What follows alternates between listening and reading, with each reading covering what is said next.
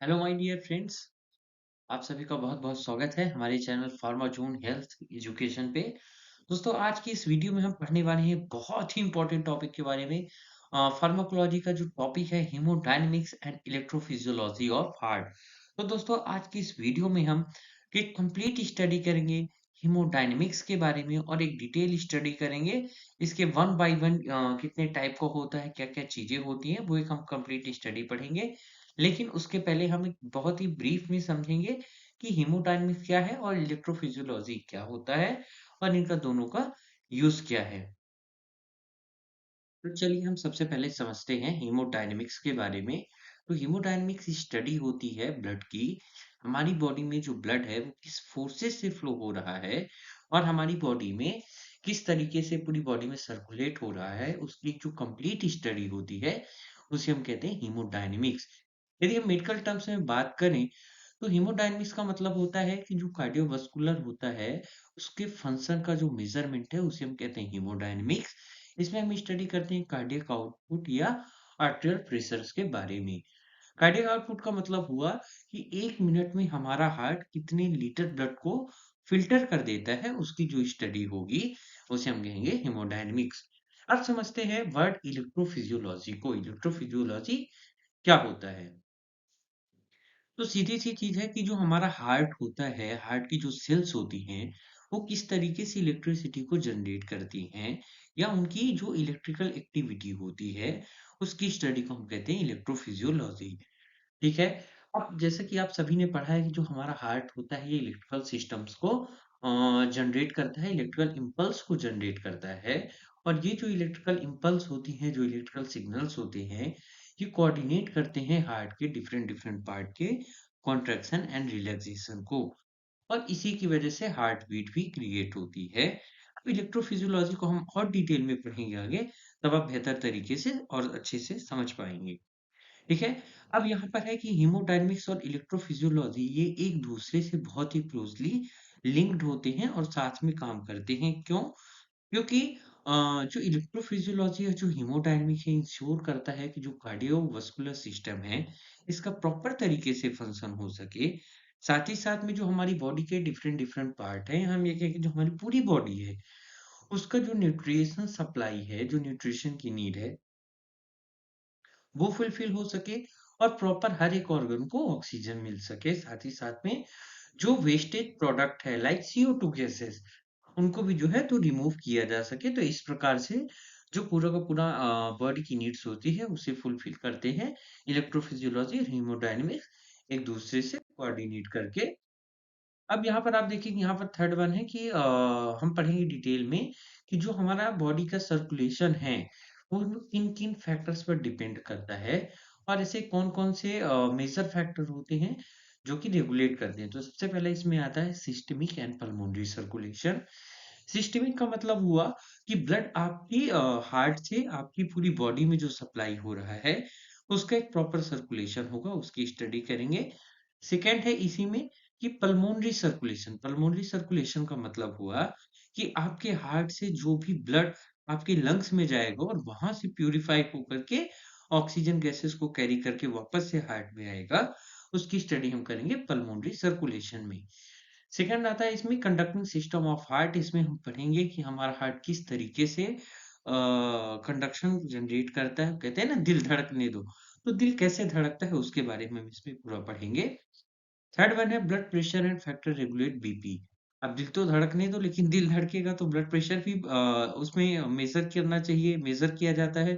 तो वो हम इसमें कंप्लीट पढ़ेंगे कि कौन कौन से ऐसे फैक्टर्स होते हैं जिनकी वजह से ब्लड प्रेशर हाई या लो होता है।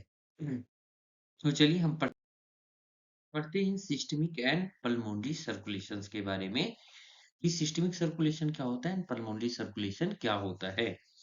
तो यहाँ पर हमें बॉडी दिख रही है अपनी। यहाँ पर यदि हम गौर करेंगे तो हमारी बॉडी का अपर पार्ट है और ये हमारी बॉडी का लोअर पार्ट है। यहाँ पर हमने बॉडी को 2 पार्ट में डिवाइड किया है जिससे कि हम बेटर समझ सकें। तो जो हमारी बॉडी का अपर पार्ट होता है, इसका जो डीऑक्सिजनेटेड ब्लड होता है, ये हमारे सुपीरियर वेना केवा के थ्रू हमारे हार्ट के अपर चेंबर पर आता है। इसे हम कहते हैं राइट आर्टरियम।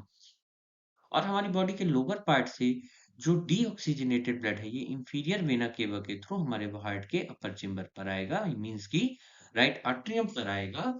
एंड देन जैसे ही हार्ट के अपर पार्ट में कॉन्ट्रैक्शंस होगा तो हमारा जो डीऑक्सीजनेटेड ब्लड है ये राइट आर्टरियम से हमारा आ जाएगा राइट वेंट्रिकल्स में। देन अगेन हार्ट में कॉन्ट्रैक्शन होगा और जो हमारा राइट वेंट्रिकल्स में पूरा ब्लड है ये हमारे हार्ट से चला जाएगा हमारे लंग्स में, ठीक है। ये जैसे ही पल्मोनरी आर्टरी के थ्रू हमारे लंग्स में जाता है तो यहाँ पर जो डीऑक्सीजनेटेड ब्लड है ये ऑक्सीजनेटेड ब्लड में कन्वर्ट होता है through the alveoli, just because कि यहाँ पर जो CO2 गैसेस हैं वो बाहर जाती हैं और ऑक्सीजन गैसेस जो होती हैं वो वापस से ब्लड में मिल करके वापस से पल्मोनरी वेन्स के थ्रू हमारे हार्ट के आ जाएंगे लेफ्ट आर्टरियम पर। दोनों साइड से ब्लड आया कहाँ पर, लेफ्ट आर्टरियम पर। अब दोनों लंग से जब ब्लड आ जाता है हमारे लेफ्ट आर्टरियम पर, देन वापस से यहाँ पर कॉन्ट्रैक्शंस होगा और ब्लड चला जाएगा हार्ट के लोअर चेंबर पर, जिसे हम कहते हैं left ventricles. And then again जब यहाँ पर कॉन्ट्रैक्शंस होगा तो यहाँ से ब्लड जाएगा एरोटा के थ्रू पूरी की पूरी बॉडी में। तो ये वापस से चला गया हमारे बॉडी के अपर पार्ट में और बॉडी के लोअर पार्ट में, जहाँ पर यहाँ पर कैपिलरीज होती हैं और जो अदर हमारा पूरा का पूरा जो ऑर्गन सिस्टम है यहाँ पर जो ऑक्सीजन एंड न्यूट्रिएंट्स है उसकी प्रॉपर सप्लाई होती है। तो एक बेसिक मैकेनिज्म है। तो जो यहाँ पर ब्लड हमारे लंग्स में जा रहा है, ठीक है, यदि आप गौर करें ये जो हमारा लंग्स है यहाँ पर जो भी ब्लड जा रहा है ये क्या है, ये हमारा है पल्मोनरी सर्कुलेशन। ये मैं इसको थोड़ा सा हाईलाइट करता हूँ।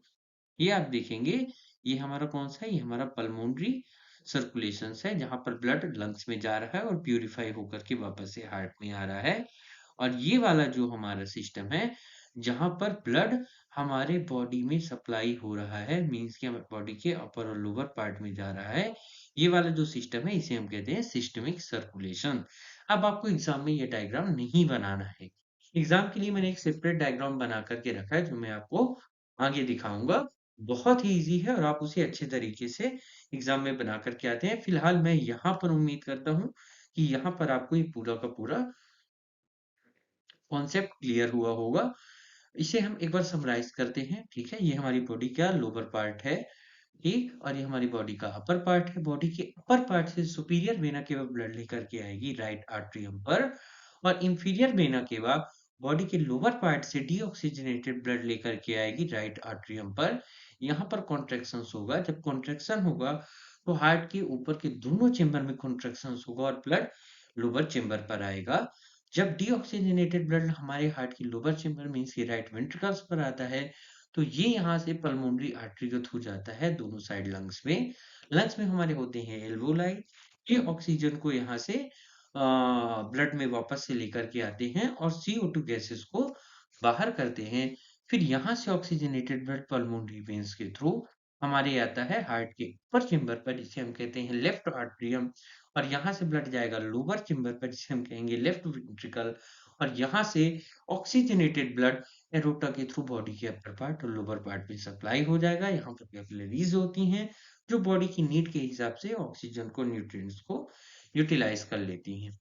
ओके, तो हम नेक्स्ट स्लाइड में देखते हैं कि हमें एग्जाम में कौन सा डायग्राम बना करके आना है। ओके, ये आप यहाँ पर देखेंगे तो ये एक बहुत ही सिंपल सा है डायग्राम।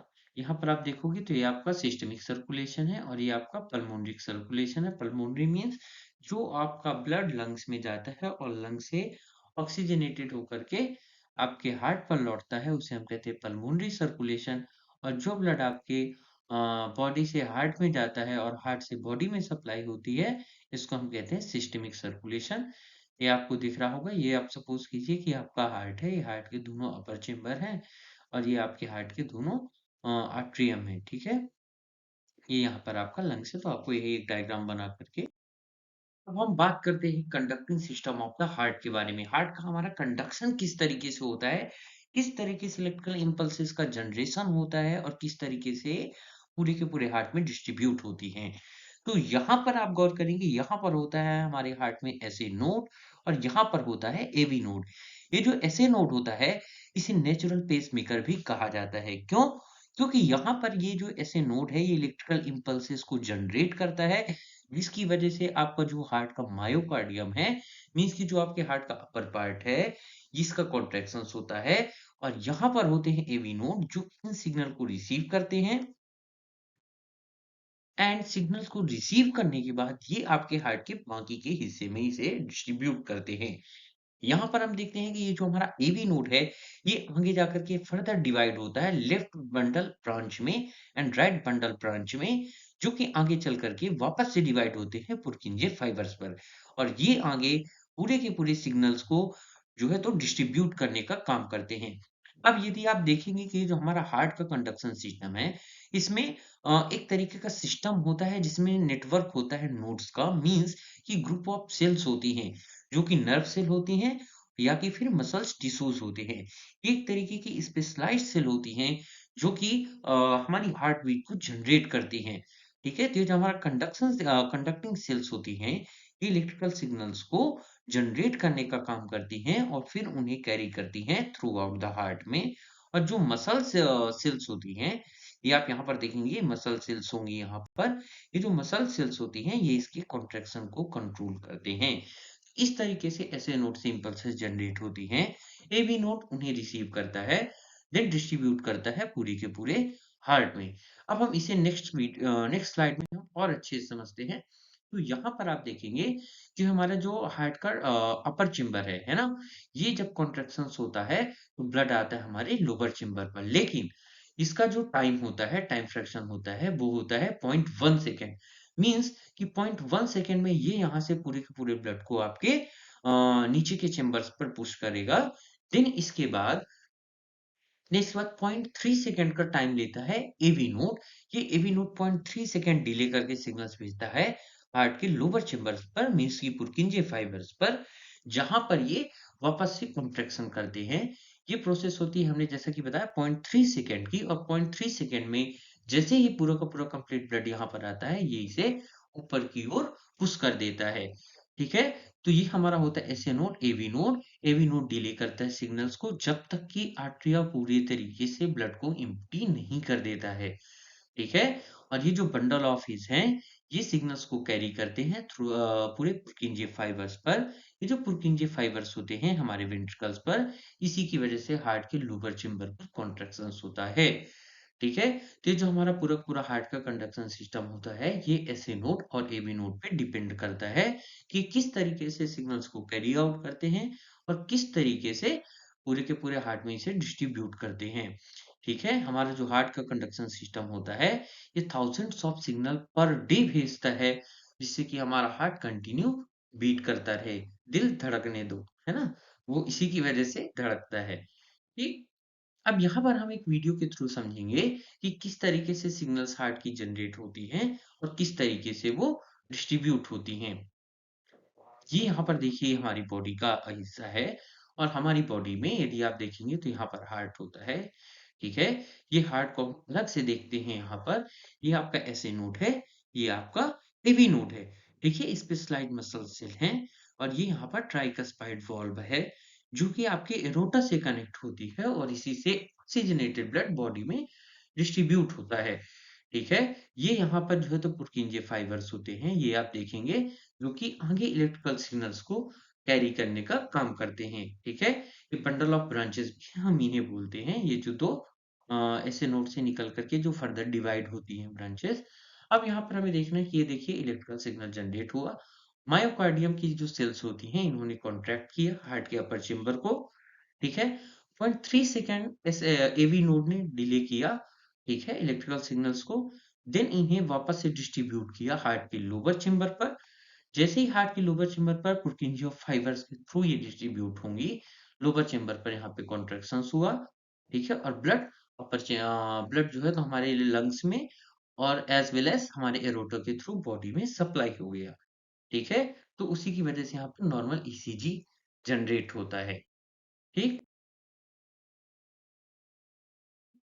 अब हम यहाँ पर देखेंगे कि हार्ट का कौन-कौन सा पार्ट होता है और कंडक्शन सिस्टम के कौन-कौन से पार्ट हैं। ठीक है, ये आपके बेसिकली नोट्स में ही काम आने वाला है। ठीक है, तो यहाँ पर हम इसे बहुत ही आराम से समझते हैं। तो हमारा होता है एसए नोड, जिसे हम कहते हैं साइनो आर्टेरियल नोड। देन हमारा होता है एवी नोड, जिसे हम कहते हैं आर्टियो वेंट्रिकुलर नोड।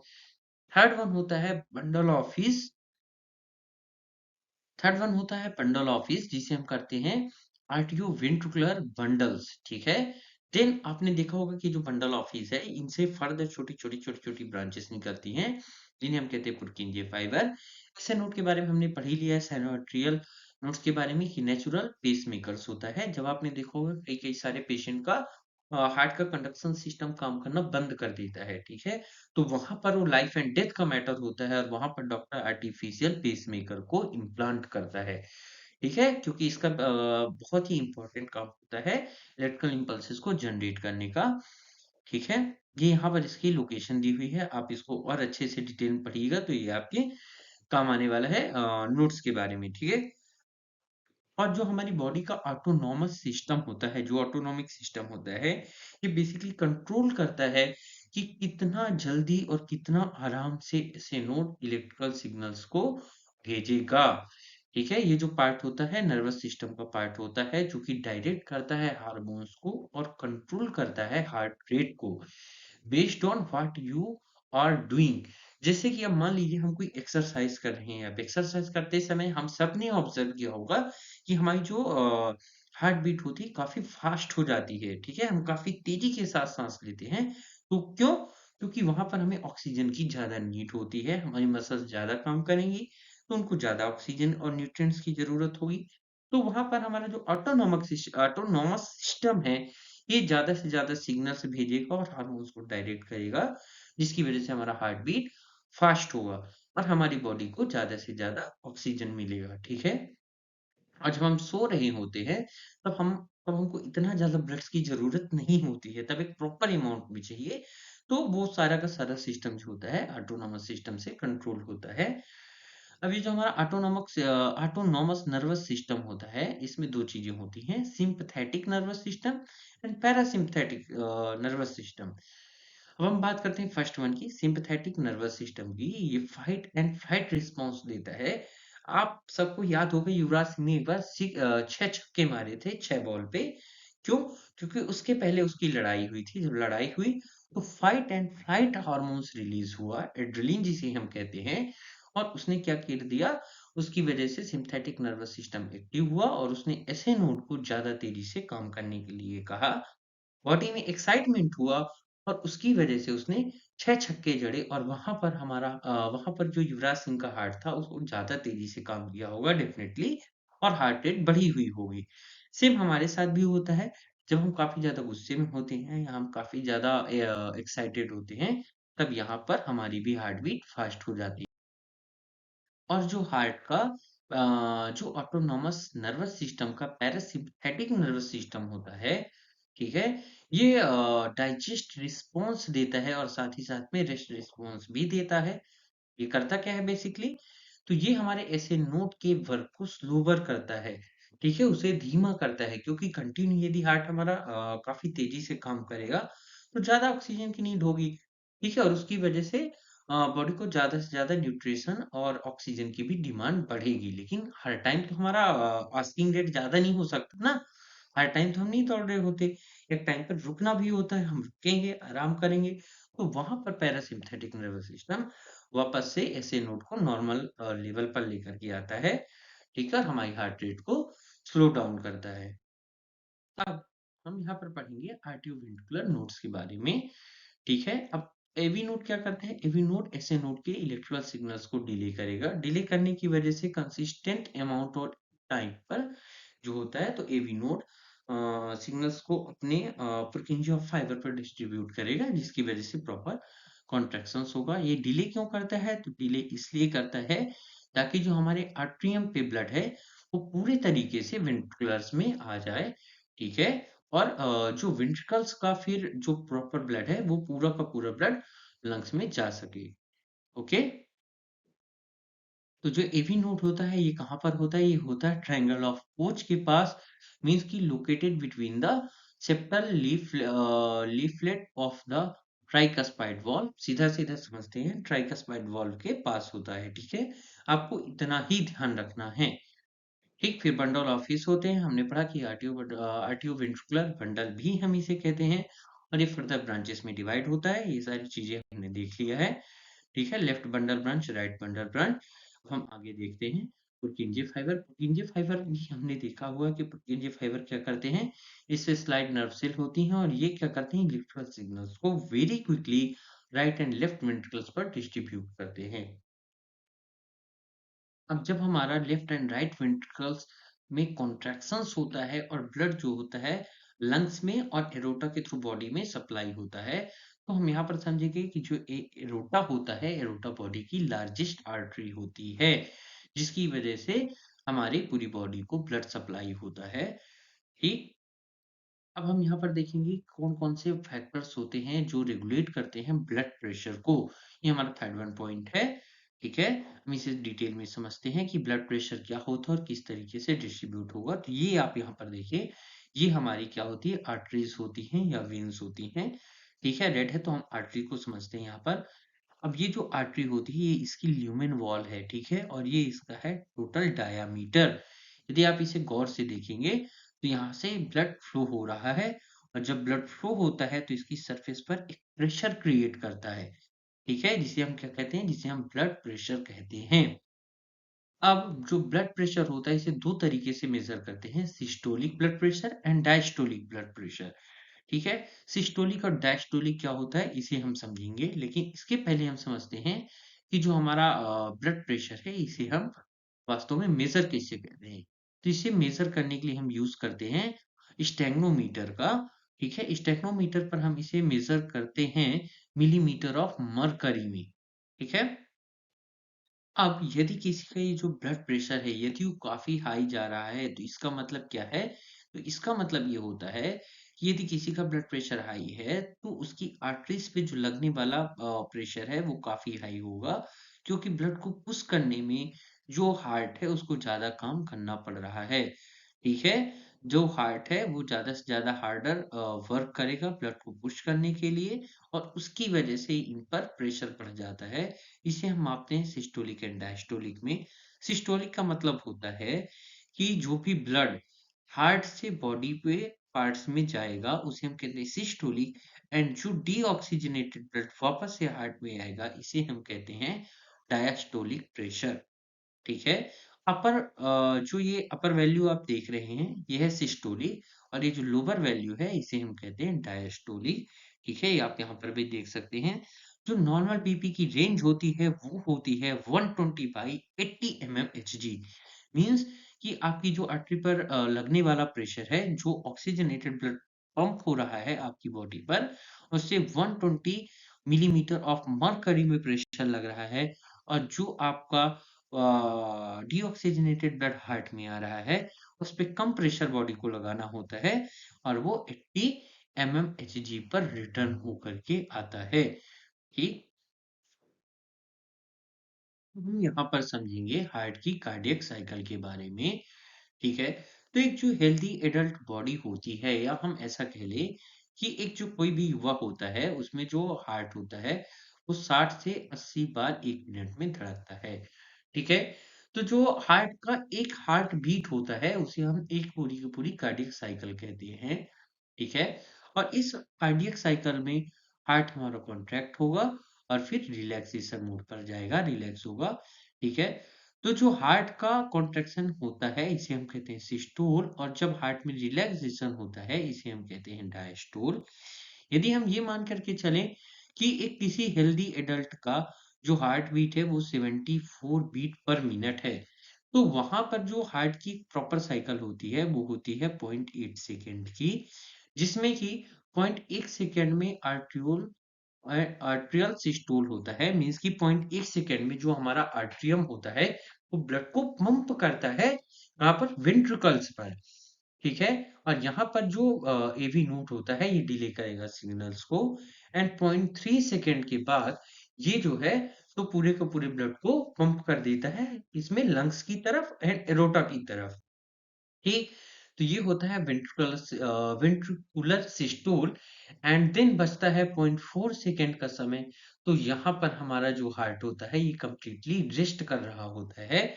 मीन्स कि जो डीऑक्सीजनेटेड ब्लड है ये बॉडी से हार्ट के राइट आर्टरियम पर आ रहा होता है, ठीक है? तो यहाँ पर जो आर्टरियल सिस्टोल होता है इसे हम कहते हैं कॉन्ट्रैक्शन ऑफ आर्टरिया। जो वेंट्रिकुलर सिस्टोल होता है इसे कहते हैं contraction of the ventricles. And जो कंप्लीट कार्डियक डायस्टोल होता है ये क्या होता है? Relaxation of artery and ventricles. ठीक है, तो 0.8 सेकेंड की साइकिल पर हार्ट 4 सेकेंड पर पंपिंग करेगा और 4 सेकेंड रेस्ट करेगा। ठीक, ये हो गया हमारी कार्डियक साइकिल के बारे में।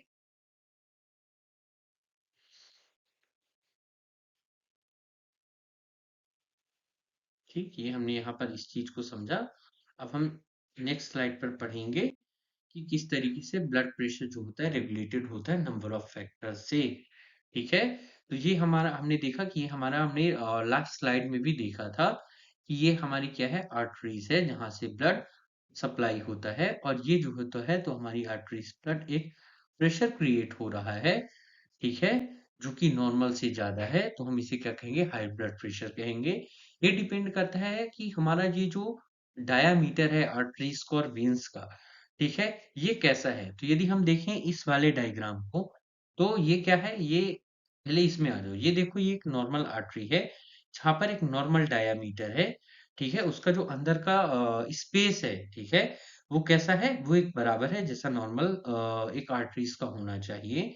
लेकिन यदि हम अपर डायग्राम में देखेंगे तो हम देखेंगे कि ल्यूमेन वॉल की यहाँ पर थिकनेस बढ़ चुकी है, ठीक है। अब जब ल्यूमेन वॉल की यहाँ पर थिकनेस बढ़ी हुई है तो अंदर का डायमीटर कम हो गया।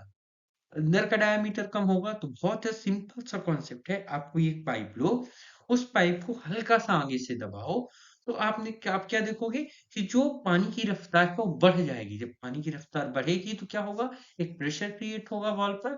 तो यही यहाँ पर हो रहा है। इसकी वजह से जब वैसो कॉन्स्ट्रिक्शंस होगा तो जो आर्टरीज है उन पर प्रेशर बढ़ेगा तो आपका ब्लड प्रेशर भी हाई होगा, ठीक है। और ये यहाँ पर हो रहा है वैसोडाइलेशन, मीन्स कि जो नॉर्मल डायमीटर था उससे कहीं ज्यादा इसका डायमीटर बढ़ चुका है, ठीक है। तो आप एक नॉर्मल पाइप देखो कि पीछे आपकी पतली सी पाइप हो और आगे वही पाइप का जो हिस्सा है यदि वो चौड़ा हो तो जो पानी का फ्लो है वो धीमा हो जाता है। उसकी वजह से क्या होगा कि ये जो पाइप है उसमें प्रेशर भी कम लगेगा। तो वही सेम कॉन्सेप्ट यहाँ पर भी लगता है, ठीक है। अब जो ब्लड प्रेशर होता है इसे मॉनिटर कैसे करते हैं, तो ये डिपेंड करता है कार्डियक आउटपुट पर और पेरिफेरल वास्कुलर रेजिस्टेंस पर। अब हमें एक चीज और पता होना चाहिए कि जो हमारा ब्लड प्रेशर होता है ये ओम के नियम के सिद्धांत पर चलता है। मींस कि यहाँ पर क्या होगा, कार्डियक आउटपुट मींस कि amount of blood the heart pump, एक बार में हार्ट कितना ब्लड पंप करेगा, जब एक बार कॉन्ट्रैक्ट होगा तो कितना ब्लड यहाँ से पंप करेगा। तो इसका मतलब हुआ कि जो ब्लड प्रेशर है ये 3 चीजों पे बेसिकली डिपेंड होता है। पहला कि कार्डियक आउटपुट, मीन्स कि कितना अमाउंट ऑफ ब्लड पंप हो रहा है। दूसरा होता है पेरिफेरल वास्कुलर रेजिस्टेंस, मीन्स कि डायमीटर कैसा है और कितना दबाव लग रहा है, ठीक है। तो इन चीजों पे डिपेंड करता है। और तीसरा होता है अदर फैक्टर्स, ठीक है, उनके बारे में हम कभी फिर से डिटेल में पढ़ेंगे या किसी और वीडियो में समझेंगे, ठीक है। तो यहाँ पर हम समझ लेते हैं कार्डियक आउटपुट अब निकाला कैसे जाता है। तो कार्डियक आउटपुट निकाला जाता है स्ट्रोक वॉल्यूम को जब हम मल्टीप्लाई करते हैं हार्ट रेट से, ठीक है, तब हमारे निकल करके आता है कार्डियक आउटपुट। ठीक, अब यहाँ पर हम देखेंगे कि स्ट्रोक वॉल्यूम क्या है। तो स्ट्रोक वॉल्यूम है कि हार्ट एक बार में कितना अमाउंट ऑफ ब्लड पंप कर रहा है।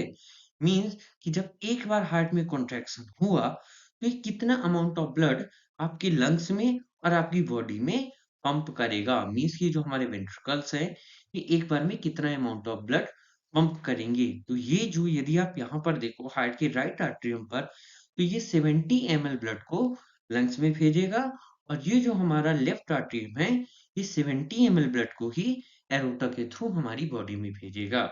अब 1 मिनट में ये 72 टाइम्स यदि हार्ट बीट हुई, 72 टाइम्स इसने ब्लड को भेजा, ठीक है, तो ये कितना हो जाता है टोटल, ये हो जाता है 5040 ml, मीन्स की 5 लीटर।